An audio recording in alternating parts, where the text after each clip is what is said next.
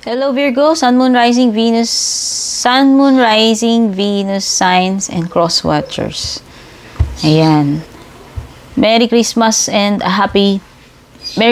blessed New Year sa iyo. Ito yung reading mo for December 29 to 31, month-end reading, year-end reading, bonus reading para sa iyo. Ano yung mga pahabol, no? Mga ganap, mga dapat malaman.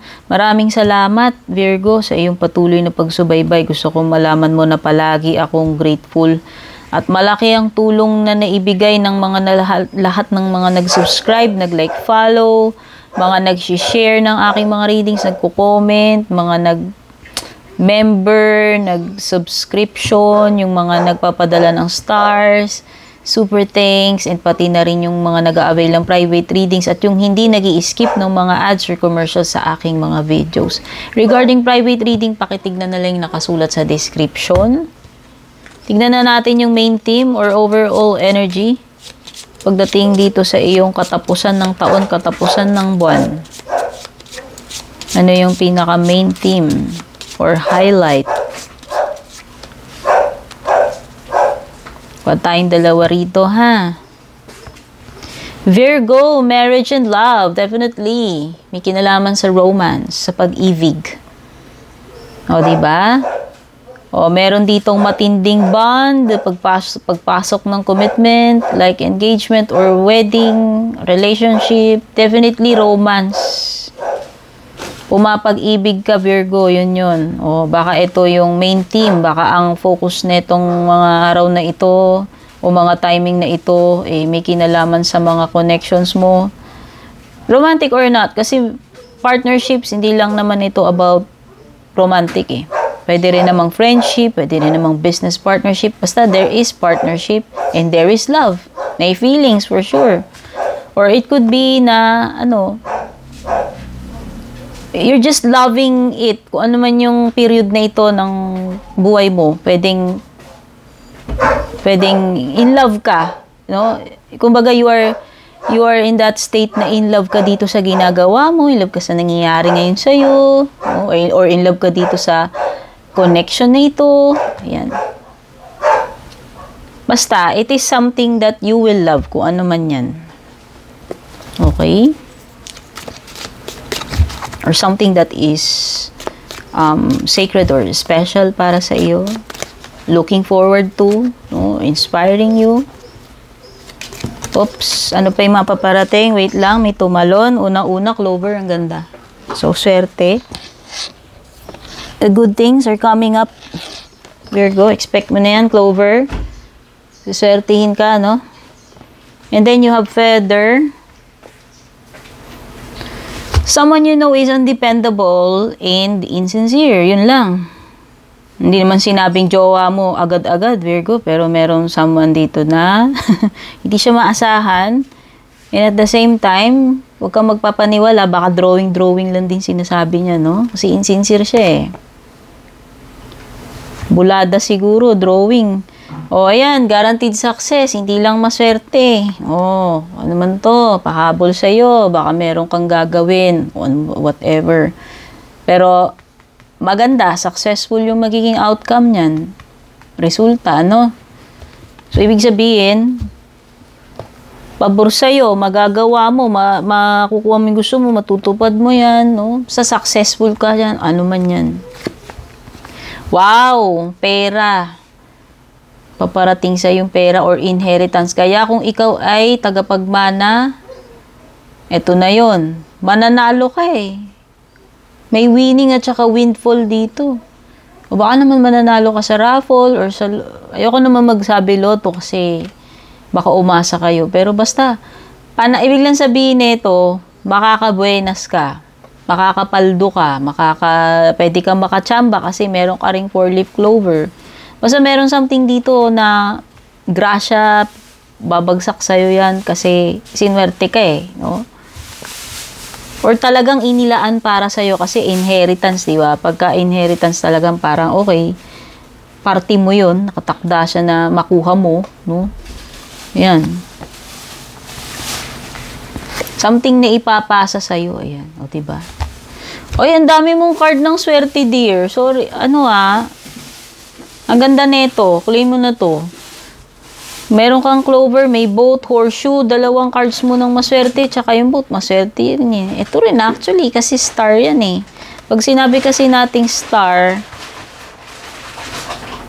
ipinagkaloob talaga sa'yo yung gusto mo, yung kahilingan mo. So, it's a wish come true card actually. Kaya nga success yan na yan, no? Siswertihin ka. Maraming swerte siguro kasi dalawa yan. Okay? Or basta, pwedeng dalawang beses ka sigurong siswertihin. Yun lang, pagdating sa, sa pera, may financial pinch dito. Siguro, yung iba sa inyo, hindi ganun ka okay pagdating sa pera. Okay? Tignan na natin when it comes to your love life. Itong sa love life, pwedeng energy mo, energy ng person mo, ha? Bahala ka na, Virgo.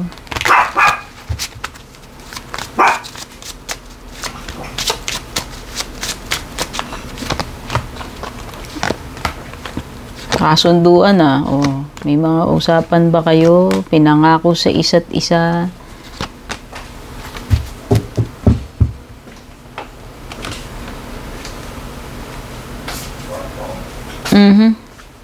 So, parang past person to. Past person mo na siguro. A person na nag-iwan ng matinding memory o leksyon sa buhay mo. Pwedeng naturuan ka niya ng leksyon o siya yung tinuruan mo ng leksyon or both of you natuto kayo. Malaking natutunan nyo sa isa't isa. Kasi parang may soul contract kayo nito eh. Kumbaga, this person, dumating siya sa buhay mo for a specific reason and that is to teach you a lesson and vice versa, ganun ka rin sa kanya, no? So, nakita ko na maraming inconsistencies, incompatibilities or differences. Pwedeng marami kayong napag-awayan nito. Isa na dyan yung may kinalaman sa pera, sa mga responsibilities. So, parang may something about money. Siguro asot pusa kayo or talagang hindi lang nag-work yung connection ninyo kasi nga too many differences sa isa't isa. And there is new chapter for some of you. This could indicate a new person. A new start. It could be a new person or panibagong panimula para sa inyo sa love life ninyo. Okay?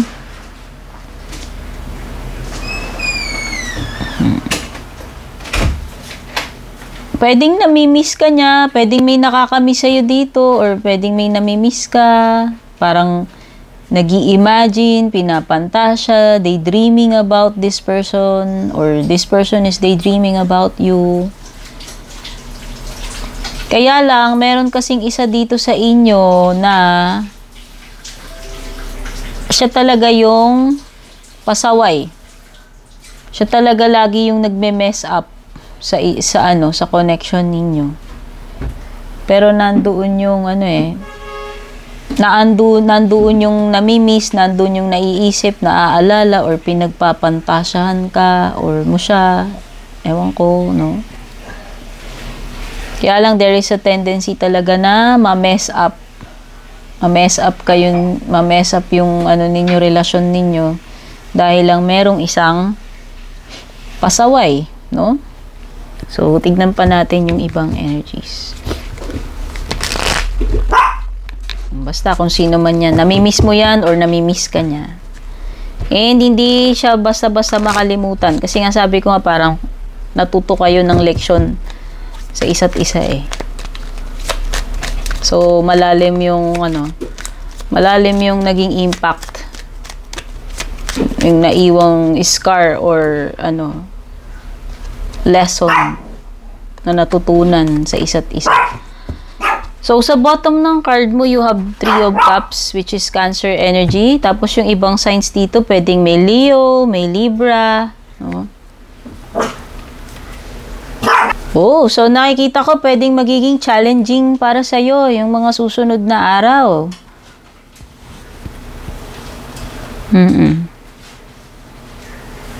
Or pwedeng may mga tension or conflict, yung tipong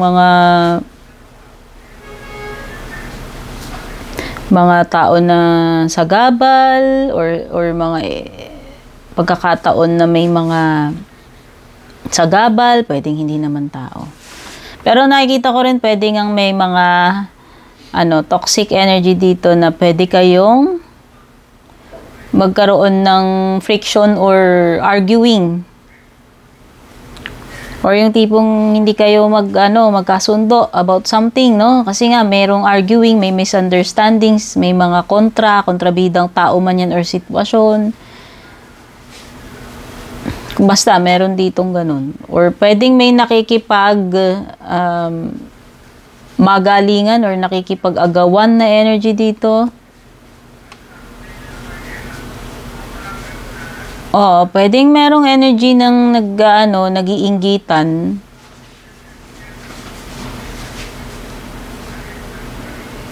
So, nakikita ko dito, Four of Swords mo. Kung nag-e-expect ka ng improvement, sa tingin ko wala pa masyadong ganap. Pagiging inactive yan eh. So, hindi ko alam, ikaw ba yan? Sinasadya mo ba na magpahinga na lang muna? Or baka talagang pagod ka na? Deserve mo lang talaga ng break. May ghosting energy daw, baka mag-ghost ka, Virgo. May burnout dito eh. Umay na, napagod na, na-stress na, kailangan muna ng bakasyon, ng time out dito. Yun yung nakikita kong energy. Mag-recharge muna yung iba sa inyo.